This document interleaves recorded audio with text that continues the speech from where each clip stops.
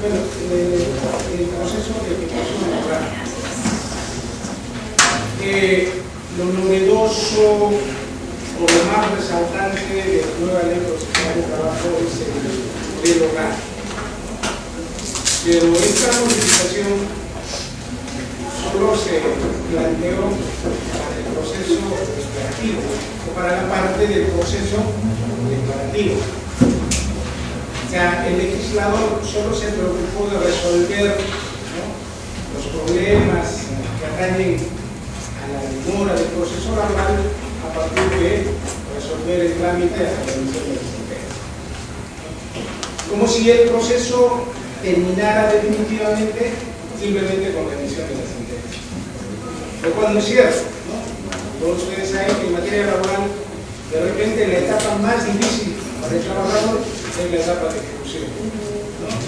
Y muchos procesos pueden terminar rápidamente, sin embargo, el tema del proceso o de la ejecución es un calvario mucho más, digamos, mucho más terrible. Y peor esto aún el tema de la regulación actual que se tiene respecto a la medida cautelar. Tal vez se quiso mejorar el tema de la ejecución a partir de una nueva regulación del proceso cautelar. Ustedes seguramente ya han visto que de una regulación restrictiva del proceso cautelar ahora se ha pasado a una regulación amplia, generosamente amplia en el tema del proceso cautelar. De manera que creo que va a ser tarea fundamental o principal de los abogados y los magistrados el que tengamos que ver con otros ojos cómo garantizamos la pronta efectividad de las sentencias laborales. El legislador no ha querido ingresar a ese tema, pero creo que esa parte podría correspondernos a nosotros esa tarea, ¿no?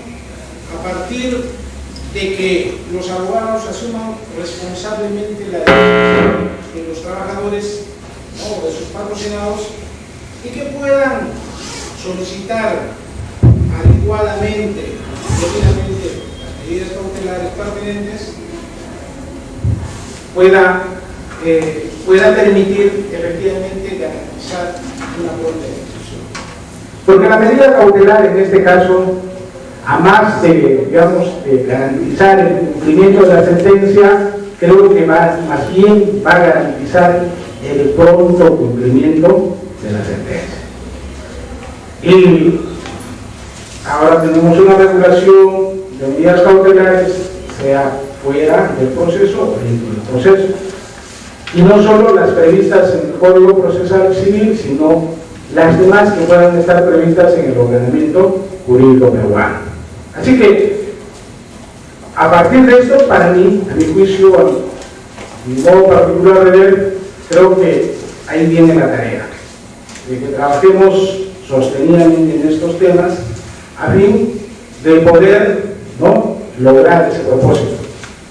Porque si solo nos abocamos a mejorar el proceso en la parte declarativa, no vamos a lograr el propósito de la reforma, ¿no? Vamos a volver a caer, ¿no?, en el mismo retraso durante la ejecución.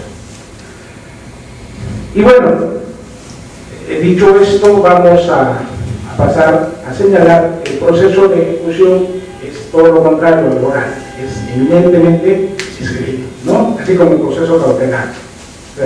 La oralidad acá no se aplicó para nada.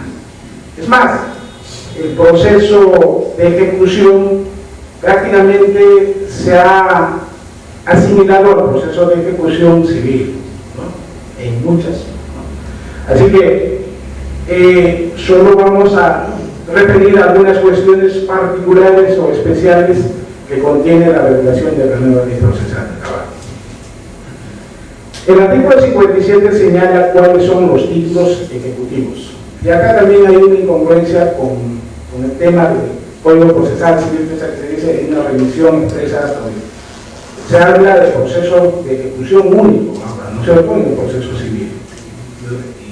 Bueno, cuando tocamos el tema de títulos de ejecución y luego aparece como primer título las resoluciones judiciales, parecía que hubiera un contrasentido, ¿no? Entonces debemos entender que en todo caso estamos hablando de los títulos de ejecución. ¿Y cuáles son estos? Las resoluciones judiciales firmes, ¿no? Evidentemente las sentencias consentidas o ejecutoriadas, las actas de conciliación judicial, ¿no? Una vez que se hayan hecho los requerimientos y que pese a ellos no hayan sido cumplidos, inmediatamente se inicia el proceso de ejecución. Sin embargo, también se consideran los laudos arbitrales firmes, que haciendo las veces de sentencia resuelven un conflicto jurídico de naturaleza laboral. Estamos hablando de aquellos procesos que han sido sometidos a arbitraje, ¿verdad?, en los cuales se va a resolver un conflicto de carácter jurídico. O sea, es la determinación de si cabe o no el reconocimiento de un derecho previsto en una norma legal o en un convenio colectivo a favor de los trabajadores, ¿no? Y si se ha establecido el incumplimiento, se va a determinar, ¿no?, que debe cumplir el empleador. Y entonces, estas declaraciones que se asimilan a una sentencia deben tramitarse, ¿no?, en el proceso de ejecución. Pero solo habla del conflicto jurídico, ¿no? ¿Qué pasa con aquellos laudos que resuelven los conflictos económicos? Aquellos laudos que se van a emitir en los procesos de negociación colectiva. Pareciera que se olvidaron, ¿no?, o simplemente no se quiere denotar que el cumplimiento de los laudos arbitrales que se asimilan a convenios colectivos de trabajo debe ser a través de un proceso ordinario, ¿no? O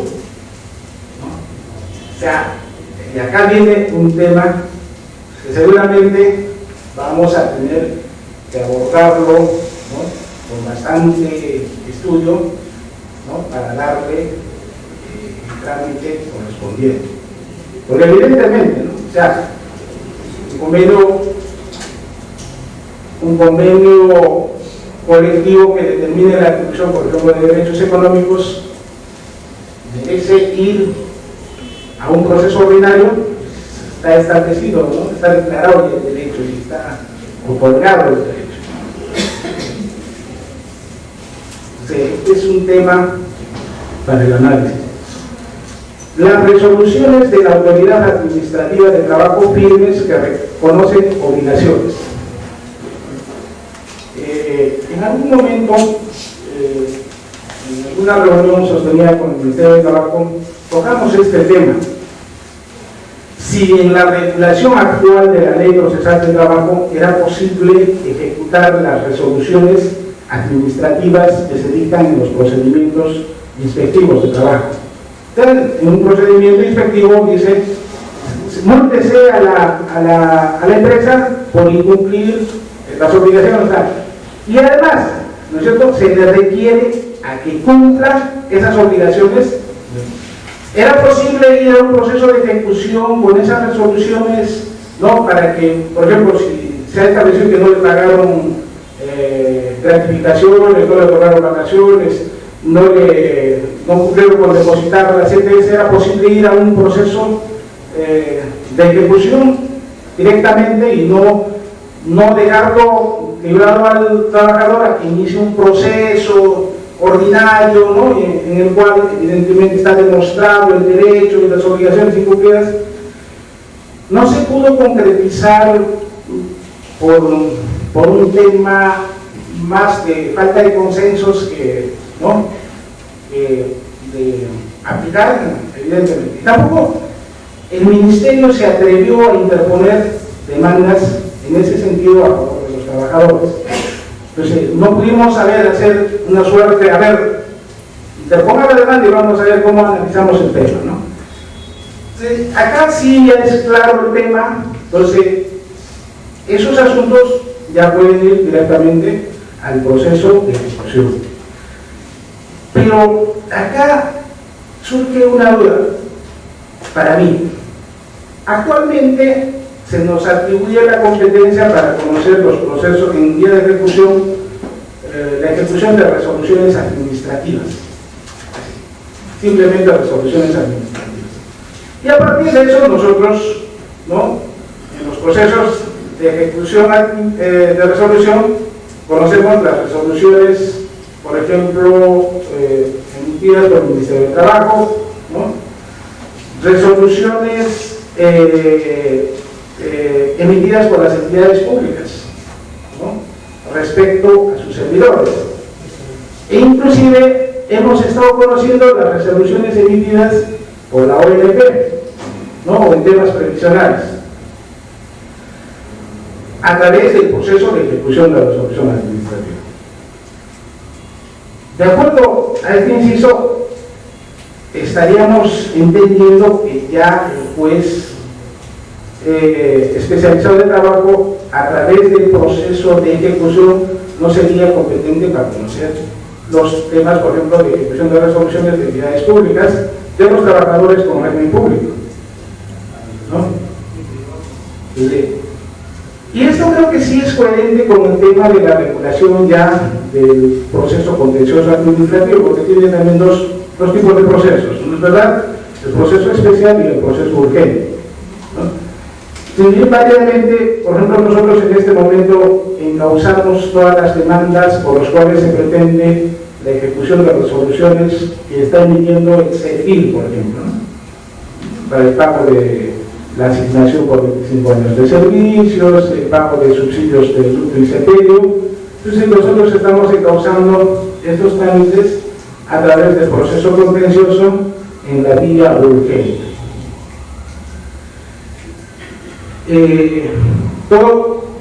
Entonces este tema también nos denotaría, digamos, ese cambio en la regulación.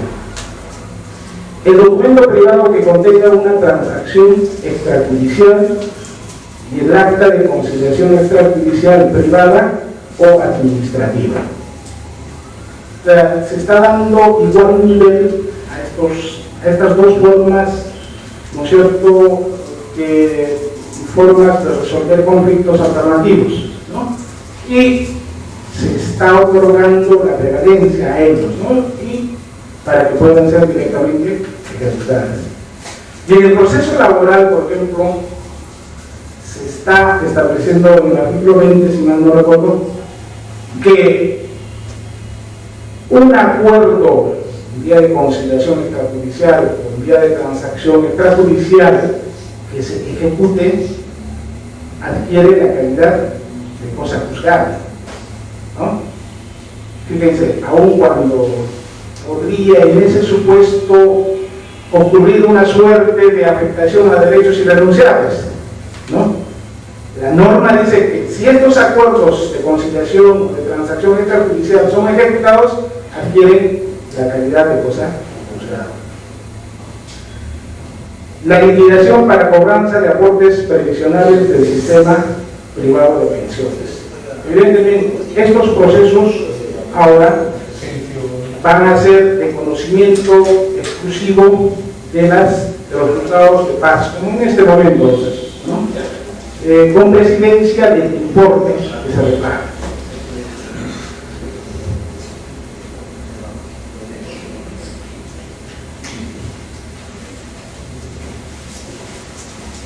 ¿Cómo se ejecutan estos títulos, ¿no? Las resoluciones judiciales y las actas de conciliación judicial se van a ejecutar evidentemente ante el mismo juez en donde se emitió estos actos, ¿no? Si la conciliación judicial determina derechos y no se cumple, evidentemente ante el juez que aprobó la conciliación es que se va a ejecutar ese acuerdo conciliatorio. Y en los casos en que la demanda se hubiera iniciado ante la sala laboral, es competente el juez especializado de trabajo de turno.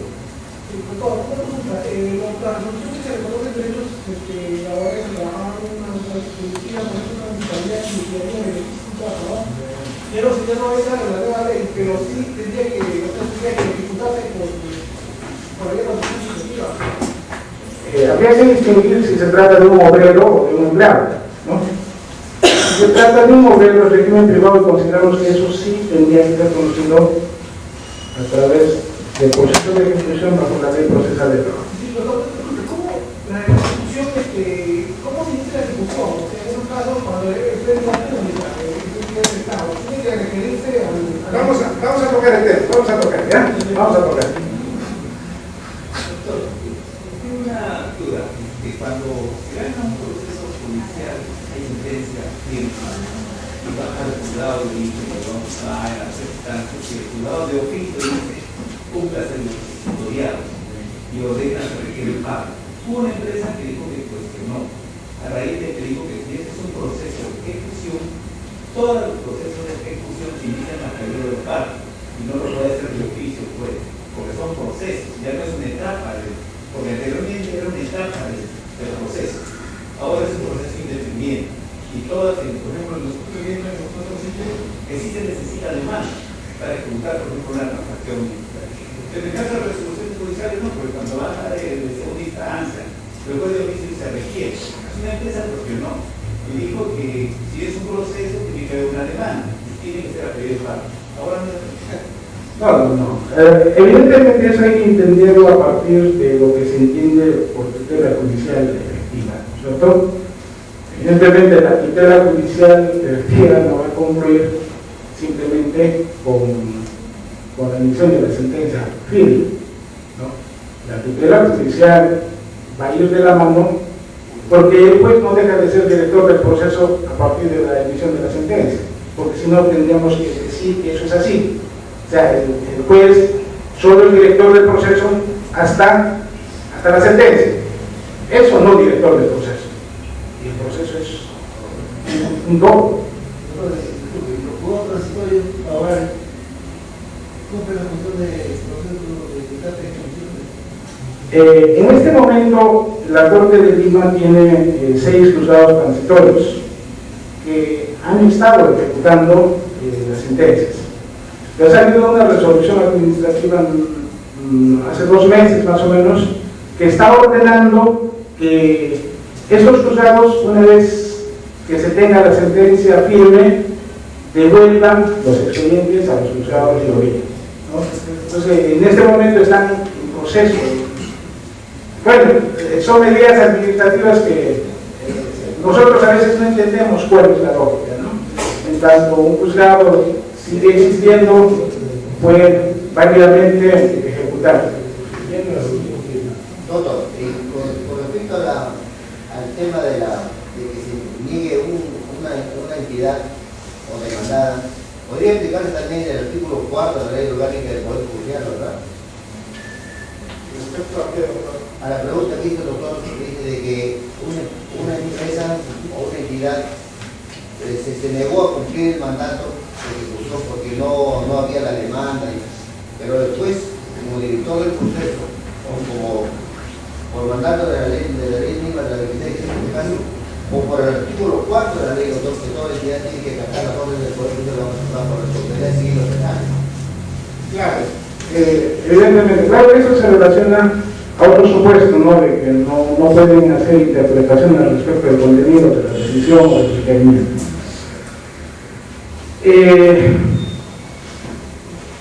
Bien, continuamos. Ejecución de laudos arbitrales firmes que hayan resuelto un conflicto jurídico de naturaleza laboral. Se ejecutan ante el juez de turno, ¿no? En este caso. La ley de arbitraje, el artículo 68 establece, ¿no?, que debe demandarse en caso de que no se cumpla el laudo arbitral, se debe solicitar la ejecución ante el juzgado especializado de trabajo de turno.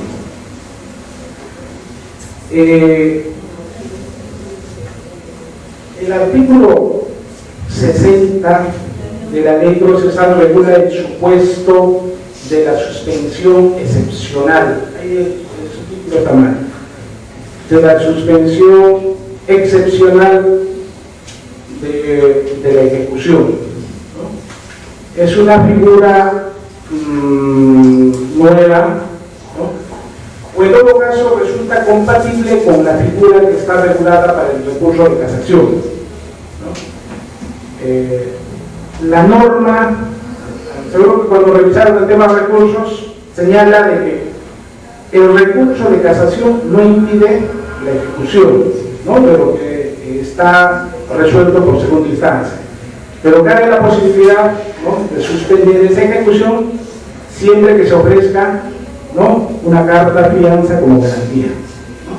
Y en este supuesto debo entender que la norma se refiere a los casos en que exista una medida cautelar, ¿no?, de retención de fondos y que esté pendiente de revisión alguna cuestión incidental surgida en un proceso de ejecución, ¿no?, que deba ser objeto de revisión por segunda instancia, y en esos casos el empleador puede solicitar esa suspensión garantizando, ¿no es cierto?, con una carta fianza en la ejecución.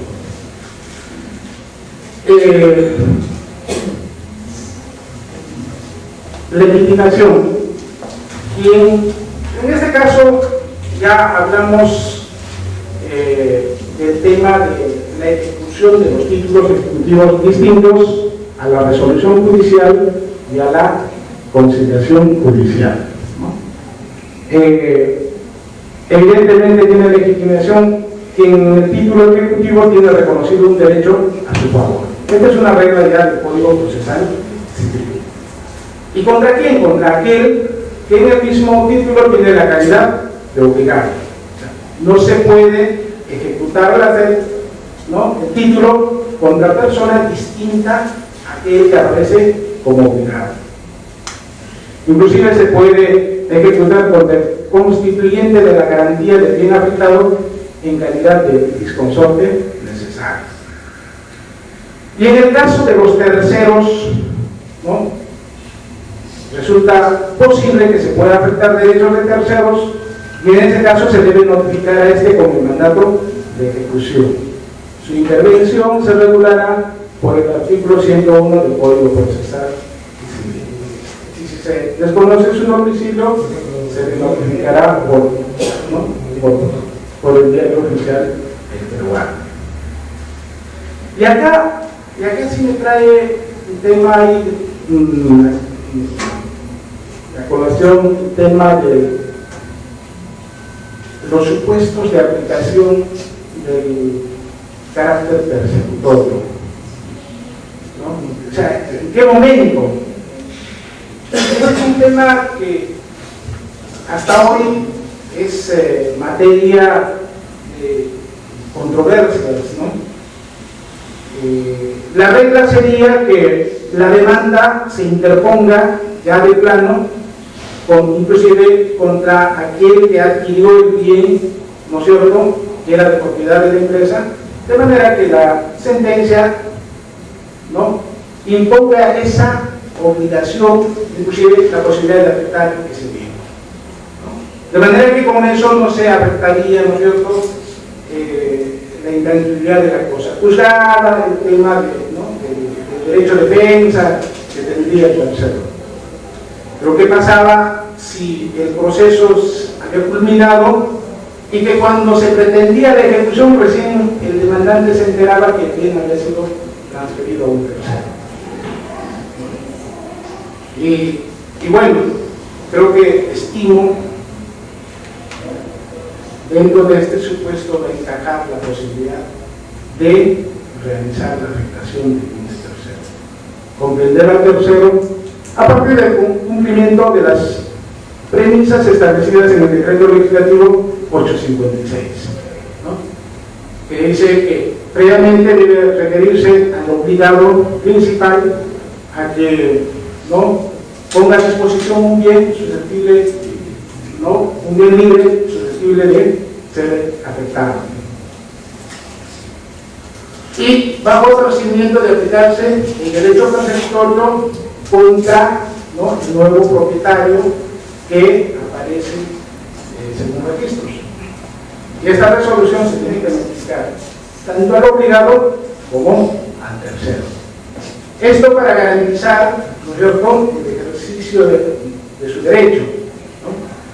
Evidentemente, si no se cumple ese procedimiento, el embargo que se vaya a decretar posteriormente, ¿no?, estaría iniciado, ¿no?, de invalidez, porque ahí sí se estaría afectando directamente, ¿no?, sin conocimiento del tercero, el nuevo propietario del bien.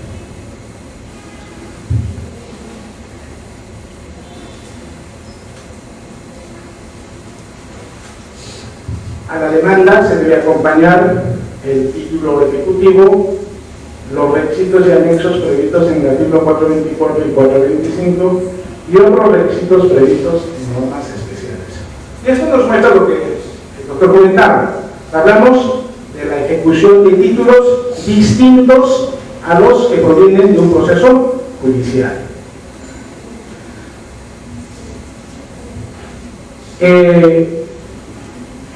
Si el título ejecutivo no reúne los requisitos formales, el juez de plano denegará la ejecución. El auto denegatorio solo se notificará al ejecutado si queda consentido o ya. Y acá viene un tema vinculado a la calificación del título. Que ha hecho la Corte Suprema respecto de muchas resoluciones administrativas, ¿no? Evidentemente una resolución puede contener, ¿no es cierto?, una obligación cierta, expresa y líquida, ¿no?, que serían los presupuestos para proceder a la ejecución.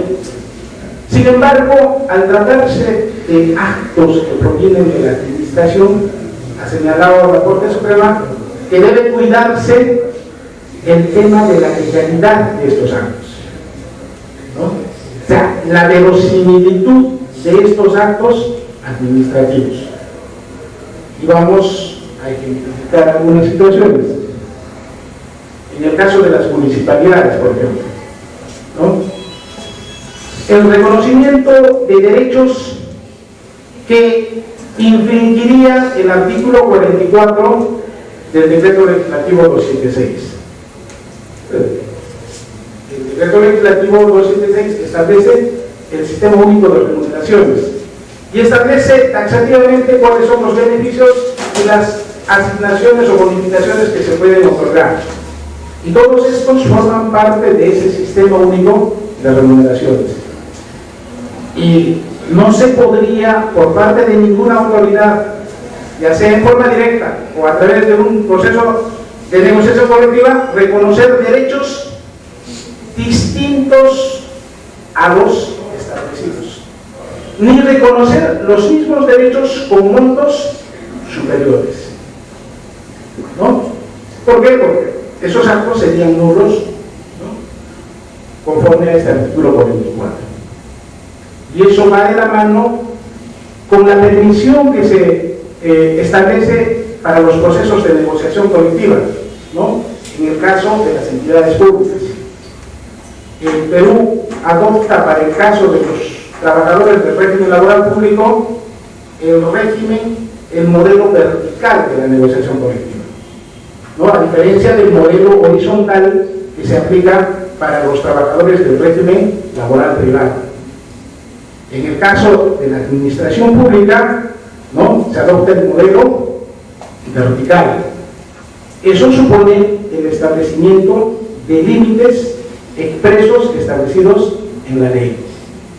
Y uno de ellos es que no se puede modificar el sistema único de remuneraciones. Y evidentemente, cuando tengamos una demanda, ¿no?, en el cual se aparezca una resolución administrativa, además de verificar los tres presupuestos, hay que verificar la legalidad del título.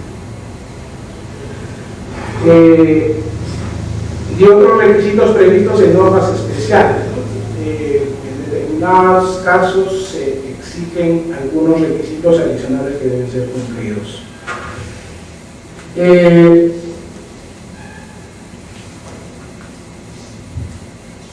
La contradicción. Y acá vamos a ver también otra diferenciación entre la ejecución ejecución de las obligaciones provenientes del proceso judicial y los que provienen del título ejecutivo. En el caso de los que provienen las demandas o los procesos de ejecución provenientes del título ejecutivo, la contradicción podrá ser formulada en el plazo de 5 días de notificado el mandato ejecutivo. Y puede formularse no solo la contradicción, puede formularse excepciones y defensas previas. Deben adjuntarse las pruebas pertinentes. En este caso hay una limitación probatoria, solo caben los documentos, la declaración de parte y la pericia. Y la contradicción solo puede ampararse en 3 supuestos: la inexigibilidad o iliquidez de la obligación, la nulidad formal o falsedad del título y la extinción de la obligación exigida. No cabe la posibilidad de invocar otros supuestos o otros fundamentos para la contradicción. En cambio, si el título es de naturaleza judicial, solo puede formularse contradicción, no puede formularse excepciones ni defensas previas, ¿correcto? Y el plazo para la contradicción solo es de 3 días y las causales solo son 2, ¿no? El cumplimiento de lo ordenado, señor, yo ya he cumplido, o la extinción de la obligación. En ambos supuestos tiene que acreditarse con prueba documental idónea. El juez podrá establecer o tiene la posibilidad de establecer un rechazo liminar cuando la contradicción se sustente en otras causales no previstas y esta decisión es apelable sin efecto suspensivo. El trámite de la contradicción se corre traslado de las excepciones o contradicción por 3 días y con su absolución o sin ella se resuelve sobre las excepciones o sobre la contradicción. Si no hay contradicción, sin más trámites, se expedirá el auto ordenando llevar adelante la ejecución. El plazo para interponer la apelación contra el auto que resuelve la contradicción es 3 días. Y el auto que resuelve la contradicción poniendo fin al proceso, o sea, cuando se ampara la contradicción, ¿no?, es apelable con efecto suspensivo. Y acá sí viene un tema interesante que debo reconocer no me ha sido hasta ahora posible implementarlo. Esto es una regulación del Código Procesal Civil. Es el tema de la aplicación, digamos, en el caso de las apelaciones en el proceso de ejecución, el otorgarle la calidad de diferida. Normalmente, la mayor parte de juzgados, no sé si algún juzgado lo esté haciendo, ¿no?, de este modo, pero la mayor parte de los juzgados seguimos con el esquema anterior y que respecto a todas las apelaciones que se interponen contra las resoluciones que se emiten en el proceso de ejecución, ¿no?, son otorgadas sin efecto suspensivo y se elevan los cuadernos correspondientes. Y evidentemente esto retarda el proceso, ¿no? Entonces, esta norma va a permitir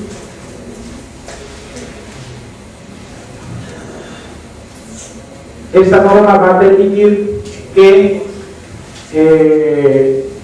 al requerirse se va a disponer, pues la norma dice, se le requiere a la entidad para que cumpla con pagar, ¿no?, en el plazo de 15 días. Y para el caso de que la entidad no cuente con los recursos pertinentes, tiene la posibilidad de, en un plazo de 6 meses, establecer varias acciones.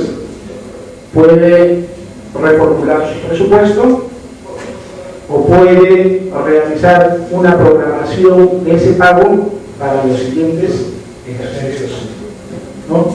Entonces, la entidad tiene hasta 3 posibilidades en realidad, ¿no? Puede pagar, si es que tiene la posibilidad de pagar, porque no se le impide. Es más, el Tribunal Constitucional ha señalado ya en varias sentencias que toda entidad pública que es demandada y que va a ser consecuencia de esa demanda la erogación de gastos, tiene que estar realizando la previsión presupuestal correspondiente como contingencia. Es obligación de la administración. O sea, la administración no puede pues esperar que el proceso demore 2, 3 años y bien, no haga nada por hacer la previsión, ¿no?, respecto a esa obligación. Y entonces, eso no se está cumpliendo. ¿No? ¿Por qué? Porque se tiene que cumplir todo el proceso y una vez que la ejecuta, espera unos 6 meses y luego de los 6 meses recién propone, ¿no es cierto?, un cronograma.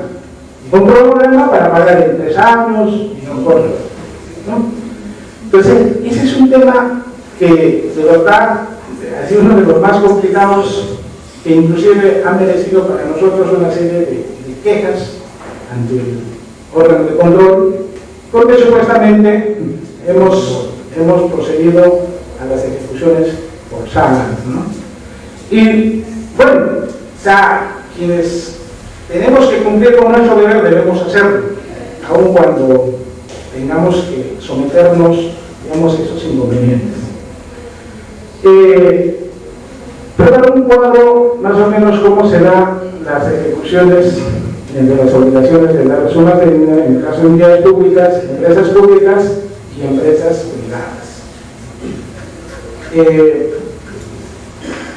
El requerimiento, en el caso de las entidades públicas, se le requiere para el pago de la deuda o la modificación presupuestaria. En cambio, a las empresas públicas se les requiere solo el pago de la deuda. A ellos no se les está facultado el tema de la modificación presupuestaria. Y a las empresas privadas, pago de deuda. El apercibimiento, en el caso de las entidades públicas, es la ejecución forzada de la obligación, ¿no?, en los 3 casos. ¿Cuáles son los bienes embargables? En el caso de las entidades públicas, solo los de dominio privado. No pueden ser objeto de embargo los bienes de dominio público. Y los bienes de dominio público se entienden que son aquellos que están destinados al servicio público o aquellos que están destinados a sostener los servicios públicos. En el caso de las empresas públicas, igual, solo los de dominio privado, porque muchas empresas públicas tienen bienes de dominio público. Y en el caso de las empresas privadas, cualquier bien de su propiedad. El plazo para las entidades públicas es 15 días, ¿no? Luego, más los 6 meses que tienen, ¿no?, si es que no cumple con el pago. Y en las empresas públicas es 5 días y en las empresas privadas 5 días, ¿no? Ahí podemos advertir algunas diferencias en el tratamiento que se hace en la ejecución de las obligaciones. Bien, esto es lo que he podido compartir con ustedes y espero no haberlos cansado. Muchas gracias.